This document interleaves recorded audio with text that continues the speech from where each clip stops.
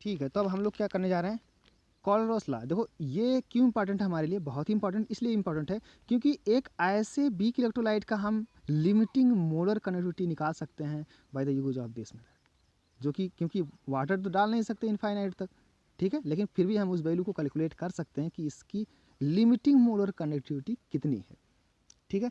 तो इसके लिए कॉलरॉस लॉ आया। कॉलरॉस ने क्या बोला, the law states that limiting molar conductivity of an electrolyte can be represented as the sum of the individual contributions of the anion and cation of the electrolyte। क्या मतलब है इसका, लेमडा नॉट, ये रहा मोलर कंडक्टिविटी, इसे हम कर लो, ये रहा limiting molar conductivity is equal to है lambda naught cation plus lambda naught anion. यहाँ पे न्यू न्यू कर दिया हूँ, देखो अब मैं मतलब बता रहा हूँ पहले, तो फिर अभी समझ में आ जाएगी बात। मान लो कि एक सोल्यूशन लिया, वही पुराना सोल्यूशन मेरा NaCl, नमक का घोल, NaCl मैंने लिया, ठीक है। अगर हमें एक सोल्यूशन तैयार किया और इस सोल्यूशन की मोलर कंडक्टिविटी निकालनी है, तो सबसे पहले तो 1 मोल सॉल्यूट फिक्स कर दिया हमने, ठीक है, ये सारी चीज़ें फिक्स कर दिया। अब मुझे इसकी मोलर कंडक्टिविटी निकालनी है, तो हम क्या करेंगे, तो हम ये करेंगे कि इसमें दो यहाँ से वायर से कनेक्ट कर दिए, इधर से उधर से, ठीक है। अब इसके बीच में जो करंट फ्लो करेगा, वही करंट ही तो बताएगा कितना कंडक्शन हो रहा है, कितनी कंडक्टिविटी है। क्लियर हो रही बात। तो नंबर, अगर करंट बढ़ रहा है तो कनेक्टिविटी बढ़ रही है, कनेक्टिविटी ज़्यादा है उसकी, अगर करंट कम हो रहा है तो कनेक्टिविटी क्या हो गई है, कम हो गई है। तो यहाँ पे जो भी करंट पास होने वाला है, यहाँ पे जो भी इलेक्ट्रोलाइट के थ्रू, यहाँ पे क्या होगा, दो चीज़ों की वजह से कंट्रीब्यूशन हो रहा है, Na प्लस और क्या, Cl माइनस। देखो Na प्लस अगर इस तरफ से भागेंगे तो Cl माइनस क्या होगा, इस तरफ से भागेंगे, क्योंकि ये नेगेटिव है और ये क्या है, पॉजिटिव, और इसकी वजह से भी कंडक्शन होगा, कंडक्शन इसकी वजह से भी होगा और कंडक्शन इसकी वजह से भी होगा, क्योंकि पॉजिटिव ये इस तरफ जाएगा और नेगेटिव ये इस तरफ जाएगा, दोनों ही क्या होंगे, चार्ज कैरियर हैं, तो दोनों का क्या होगा, करंट दोनों ही शो करने वाले हैं। तो इन दोनों की वजह से, दोनों के मूवमेंट की वजह से जो यहाँ पे क्या होगा, करंट फ्लो कर रहा है, ठीक है। क्लियर हो रही बात। तो अगर हम इनका फ्लो, जितना ये कंडक्शन कर रहा है प्लस जितना ये कंडक्शन कर रहा है, अगर हम दोनों को ऐड करें तो total conduction through this solution कितना होगा, हमें ये आसानी से मिल जाएगा। क्लियर है बात। तो कार्लोस ने क्या बोला कि अगर हम इनफाइनाइट डाइल्यूशन कर दें, इसे इनफाइनाइट डाइल्यूशन अगर कर देते हैं, मतलब इतना पानी डाल दो कि वो जो आयंस हैं वो बहुत ही दूर दूर हो जाएं, इतने दूर दूर हो जाएं कि वो एक दूसरे पे इंटरेक्ट ना हो, ये इंटरेक्शन ना करें, ठीक है, उनका एक दूसरे से कोई मतलब ना रह जाए, इतने दूर दूर हो जाएं, और इस सोल्यूशन के अंदर वो कंडक्शन शो करें बिना एक दूसरे को डिस्टर्ब किए। तो अगर ऐसा होता है तो जो टोटल कंडक्शन बनने वाला है, यहाँ से जो करंट की वजह आएगा, जो करंट जिसकी वजह से आएगा वो क्या होगा, अगर हम मोलर कंडक्टिविटी की बात करें तो M नॉट, तो ये क्या हो जाएगा, ये हो जाएगा इंडिविजुअल कंट्रीब्यूशन, इंडिविजुअल कितना कितना ये कंट्रीब्यूट कर रहे हैं। तो इंडिविजुअल हमने मान लिया कि Na प्लस जो था, ठीक है, Na प्लस जितना होगा इनफाइनाइट डाइल्यूशन पे जो कंडक्ट करेगा, और साथ में क्या, जो आपका Cl माइनस होगा जो कंडक्ट करेगा, उसकी बात हो रही है। तो यही था आपका लिमिटिंग मोलर कनेक्टिविटी। क्या होता है कि लिमिटिंग मोलर कनेक्टिविटी को हम आसानी से ऐड के फॉर्म में लिख सकते हैं, कैटायन और एनायन के, ये जब फ्रीली मूव कर रहे हैं, इंडिपेंडेंट माइग्रेट कर रहे हैं, इंडिपेंडेंट मतलब कि वो एक दूसरे पे बिल्कुल भी डिपेंड नहीं कर रहे हैं, तो टोटल कंडक्शन जो होगा इनके इंडिविजुअल कंडक्शन का एडिशन ही होगा। क्लियर हो गई बात। अब इसमें देखो जो फार्मूला हमने दे रखा है, फार्मूला ये रहा, molar conductivity, limiting molar conductivity equal to क्या है, न्यू, अच्छा न्यू अभी देख रहे हैं, ये lambda cation not plus lambda naught anion. ये समझ में आ गया कि दोनों को हमने क्या किया, इंडिविजुअल कितना करंट कंट्रीब्यूट कर रहे हैं उनका हम क्या किए, एडिशन कर लिए। क्लियर हो गई बात। अब बात की गई है न्यू, वहाँ पे न्यू क्या है, न्यू कुछ नहीं है, बस CaCl2 अगर मान लो लेते हैं, या NaCl ले लिए, या AlCl3 ले लिए, तो देखो फ़र्क हो इसमें। देखो NaCl लिए तो Na के कितने मिलेंगे, एक मिलेगा, और Cl माइनस के भी कितने मिलेंगे, एक ही मिलेगा। लेकिन अगर हम CaCl2 की बात करें तो Ca कितने मिलेंगे, Ca2 प्लस एक ही मिलेगा, लेकिन Cl कितना मिल जाएगा, -1, और ये कितने मिलेंगे, 2 मिलेंगे। बात समझ में आया। तो यहाँ पे अगर हम इसके सोल्यूशन की बात करेंगे तो यहाँ पे क्या लिखोगे आप, लेमडा Ca नॉट प्लस, यहाँ पे ट्वाइस करना पड़ेगा क्योंकि दो Cl ये भी इंडिपेंडेंट माइग्रेट कर रहे हैं, तो यहाँ पे क्या आ जाएगा, 2 आ जाएगा, और फिर lambda naught Cl minus.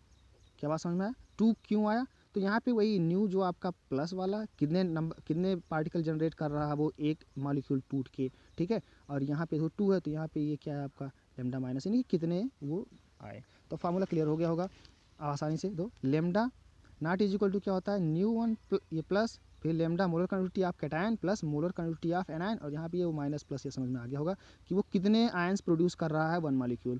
Clear हो गई बात। तो ये थे आपके कॉलरस लॉ। अब देखो इसका यूज क्या है, इसका यूज सबसे इंपॉर्टेंट यूज क्या है कि हम क्या निकालने जा रहे हैं, क्यों ये पढ़ रहे हैं, क्योंकि हम निकाल सकें CH3COOH जैसे वीक इलेक्ट्रोलाइट का लिमिटिंग मोलर कंडक्टिविटी। क्या बात समझ में आया? और कैसे निकालेंगे, लोग कैसे निकालते हैं,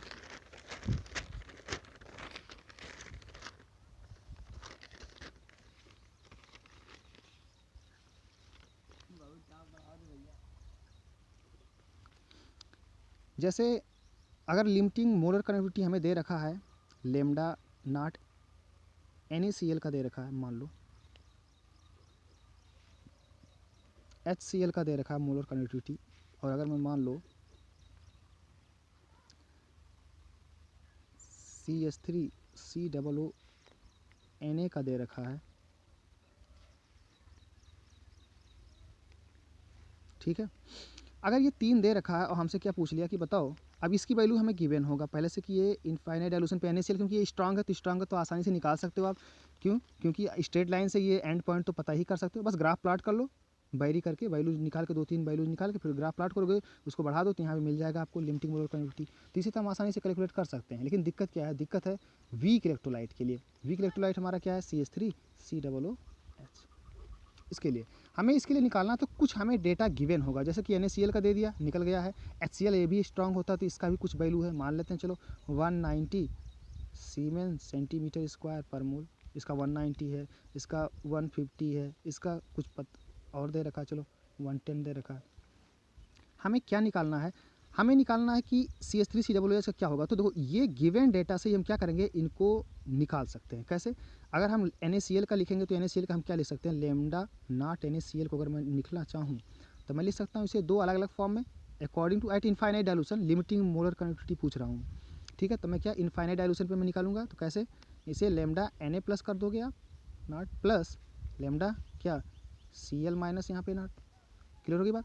अब इसकी वैल्यू हमें दे रखा है, यानी कि ये दोनों का एडिशन की वैल्यू हमें दे रखा है। ऐसे आप CH3COOH को कर लो, तो लेमडा नॉट CH3COONA, तो क्या होगा यहाँ पे, फिर से यहाँ पे Na प्लस मिलेगा कैटायन एंड प्लस क्या मिलेगा, lambda naught CH3COO minus anion. Clear होगी बात। इसकी भी वैल्यू हमें गिवन है, इसकी भी वैल्यू गिवन है, एक HCl की वैल्यू भी गिवन है। देखो HCl के लिए अगर हम देखेंगे तो यहाँ पे क्या होने वाला है, lambda H plus and plus lambda Cl minus. देखो न्यू की जरूरत नहीं पड़ेगी क्योंकि एक एक ही जनरेट हो रहे हैं, ठीक है। अब देखो इनको हम कुछ इस तरह से करें, इसकी वैल्यू गिवन है, इसकी वैल्यू भी गिवन है, इसकी वैल्यू भी गिवन है। अब देखो इन 6 से हम क्या CH3COOH बना सकते हैं, CH3COOH बना सकते हैं, हाँ बना सकते हैं। कैसे? तो अगर मैं इन दोनों को ऐड कर लूँ, अगर इन दोनों को ऐड कर लूँ तो एक ही तरफ क्या हो जाएगा, लेमडा नॉट CH3COO माइनस मिल जाएगा और लेमडा H प्लस मिल जाएगा, एक ही तरफ दोनों मिल जाएंगे, ठीक है। और क्या मिलेगा, और मिलेगा लेमडा Na प्लस और साथ में क्या मिलेगा Cl माइनस, ठीक है। दोनों को ऐड कर लिया मैंने।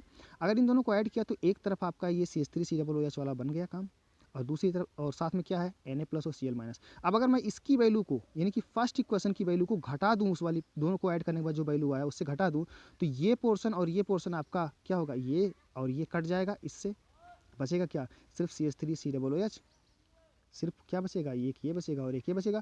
तो इस तरह से जो भी यहाँ पे वैल्यू कैलकुलेट उसी के अकॉर्डिंग यहाँ भी वैल्यू हम घटा बढ़ा लेंगे, यानी कि दोनों को ऐड करेंगे और तीसरे वाले को ऊपर वाले को क्या करेंगे, उस इन दोनों से घटा देंगे। तो जो भी वैल्यू आएगा वही क्या हो जाएगा, लिमिटिंग मोलर कंडक्टिविटी होगा किसका, CH3COOH का। क्या बात समझ में आया। तो ये रहा, क्यों हम कर पाए, क्योंकि हम इनको एडिशन के फॉर्म में लिख सकते थे अकॉर्डिंग टू कॉलरस लॉ। तो ये रहा आपका कॉलरस लॉ का एप्लीकेशन जो हम निकालने में यूज करने वाले हैं, ठीक है। तो आप इस पर बेस्ड भी न्यूमेरिकल खोजो, ढेर सारे न्यूमेरिकल मिलेंगे आपको, और ये बहुत ही इंपॉर्टेंट है, इस पर क्वेश्चन आता है, बहुत ही छोटे होते हैं, बहुत ही छोटे होते हैं, लेकिन बस थोड़े से समझ में आने चाहिए, तो आप कर लोगे, ठीक है। तो क्वेश्चन करो जरा इसके खोज के, और फिर नेक्स्ट टॉपिक हम लोग देखते हैं Kohlrausch's law. Limiting molar conductivity of an electrolyte can be represented as the sum of individual contribution of the anion and cation of the electrolyte. दस, अब यहाँ तक आपको क्लियर हो गया होगा।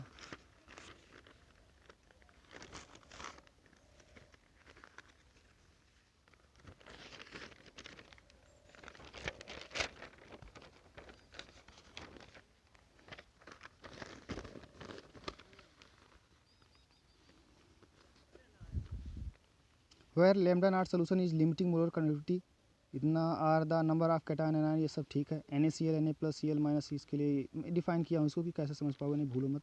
The main application of Kohlrausch's law is to determine the limiting molar connectivity of the weak electrolyte like ammonium hydroxide, acetic acid, it's by the use of limiting molar connectivity of strong electrolyte. मतलब strong electrolyte का दिया होगा और हम उससे क्या करेंगे, week का आसानी से निकाल लेंगे। नेक्स्ट हेडिंग, कॉल्डर्स लॉ समझ में आ गया होगा। नेक्स्ट अगर हम रिलेट करना चाहें एक और चीज़ से, डिग्री ऑफ डिसोसिएशन से इन सारी चीज़ों को रिलेट करना चाहें तो डिग्री ऑफ डिसोसिएशन हमें पता है क्या होता है, ये 11th क्लास की चीज़ें हैं। If alpha, degree of dissociation होता क्या है, पहले तो यही देख लो। कोई चीज़ अगर डिसोसिएट हो रहा है, जैसे CH3COOH है, अगर ये डिसोसिएट होगा तो क्या बनाएगा, CH3COO- एंड साथ में H+। ठीक है, यहाँ पे देखो इसका अगर हम कंसंट्रेशन क्या ले लें, C, शुरू में हमने क्या लिया C, तो यहाँ पे क्या होगा 0 0 होगा। अगर हम इसका मान लेते हैं अल्फ़ा डिसोसिएट हुआ after some time, alpha dissociate होने का मतलब क्या हुआ, नंबर ऐसे कर लो, नंबर ऑफ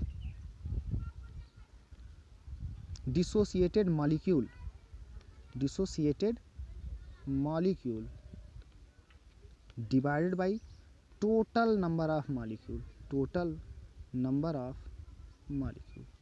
कहीं नोट कर लो चाहो तो इसे, अल्फा इज इक्वल टू क्या होता है, नंबर ऑफ डिसोसिएटेड मॉलिक्यूल, कितने मॉलिक्यूल ऐसे हैं जो डिसोसिएट हुए, और divide by total number of molecule, total number of molecule कितने थे। तो अल्फा की वैल्यू हमेशा ही <1 होगी फॉर वीक इलेक्ट्रोलाइट, और अल्फा की वैल्यू क्या हो जाती है, 1 हो जाती है फॉर स्ट्रॉन्ग इलेक्ट्रोलाइट, क्योंकि वो कंप्लीटली 100% आयनाइज हो जाते हैं।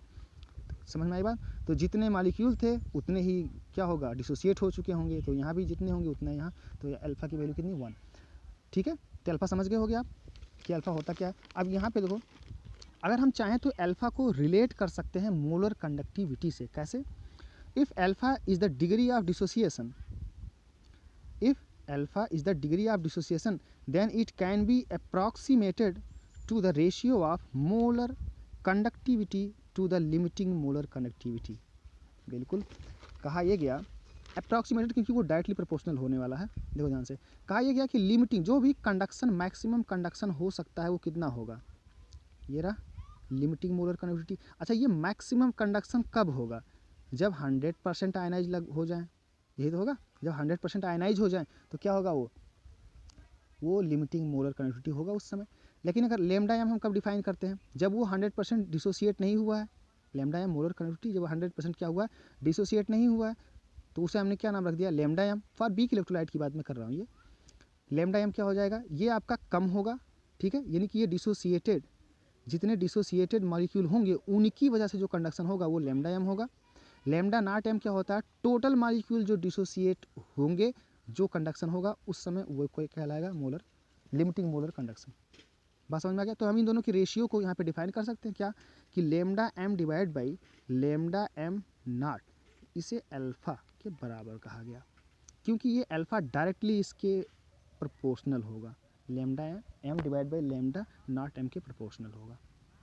क्लियर हो गई ना बात। ये नंबर ऑफ जो मॉलिक्यूल डिसोसिएट हुए, ये टोटल नंबर ऑफ मॉलिक्यूल्स अगर डिसोसिएट हुए तो यहाँ से अल्फ़ा डिफाइन हो गया। तो यहाँ पे वही चीज़ अगर हम चाहें तो कर सकते हैं, क्योंकि इस पर भी बेस्ड न्यूमेरिकल पूछेंगे। तो ratio of molar conductivity to limiting molar conductivity alpha is equal to lambda M divide by lambda M naught. Clear होगी बात। यहाँ पे देखो, कभी कभी जिसे मान लेते हैं यहाँ पे कॉन्सेंट्रेशन इसका C था, इसका कितना था, 0 था। यहाँ पे अल्फ़ा अगर ये डिसोसिएट हुआ, अगर ये अल्फ़ा डिसोसिएट हुआ तो यहाँ से देखो C माइनस अल्फ़ा, अल्फ़ा वास्तव में 1 एक मान के चलते हैं हम पूरे को, उसमें से जो डिसोसिएट होता है, क्योंकि अल्फ़ा की वैल्यू हमेशा ही 1 आती है ना, हमेशा ही लेस देन 1 आती है, या मैक्सिमम वैल्यू कब आती है, 1 आती है उसकी, तो वो हमेशा 1 में लिया जाता है। तो अगर हमने C ले रखा है, कंसंट्रेशन तो C होगा, 1 तो होगा नहीं हर बार, तो हमने अगर C ले रखा तो वो C का अल्फ़ा टाइम्स जो है डिसोसिएट होगा, C अल्फ़ा, 1 में अल्फ़ा, C में कितना, C अल्फ़ा। तो C माइनस C अल्फ़ा, ये C अल्फ़ा डिसोसिएट हुआ आफ्टर सम टाइम, तो C माइनस C अल्फ़ा यानी कि बचा हुआ कंसंट्रेशन इसका, और ये कितना बनेगा, C अल्फ़ा बनेगा। C था तो ये कितना बनेगा, C अल्फ़ा, और ये भी कितना बनेगा, C अल्फ़ा। तो अगर हम चाहें तो यहाँ से आयनाइजेशन कांस्टेंट या इक्विलिब्रियम कांस्टेंट जैसे आप कहते हो, इक्विलिब्रियम कांस्टेंट लिख सकते हैं यहाँ पे। तो इक्विलिब्रियम कांस्टेंट के अगर डिफाइन करोगे तो क्या आएगा, के आएगा C alpha into C alpha divide by divide by C into 1 minus alpha. देखो यही चीज़, सी अल्फ़ा ये इंटू ये, इन दोनों का ऊपर रखोगे, डिवाइड बाई नीचे इसको रखोगे, यहाँ सी सी दोनों जगह तो सी कॉमन ले लो, तो बचेगा क्या 1 माइनस अल्फ़ा। ठीक है, तो k equal to C alpha into C alpha divide by C into 1 minus alpha. C square alpha square हो गया ऊपर, नीचे सी 1 माइनस अल्फ़ा, कटेगा एक सी से सी, बचेगा क्या C alpha square divide by 1 minus alpha. और ये रहा आपका k फॉर वीक इलेक्ट्रोलाइट। तो कभी कभी इस तरह के क्वेश्चन ही पूछ सकता है कि उसका dissociation constant, this one is called dissociation constant, ठीक है, या इक्विलिब्रियम कांस्टेंट भी हम लोग जानते हैं, बिल्कुल वही सेम चीज़। ठीक है, नाम अलग अलग है, अलग अलग जगह यूज होने की वजह से अलग अलग नाम कर दिया गया, बाकी वो सेम चीज़ है।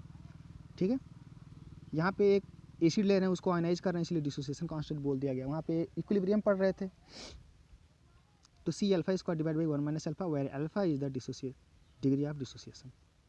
क्लियर होगी बात। अब इस पे बेस्ड न्यूमेरिकल प्रॉब्लम आप खोजो और उसे अटेम्प्ट करो।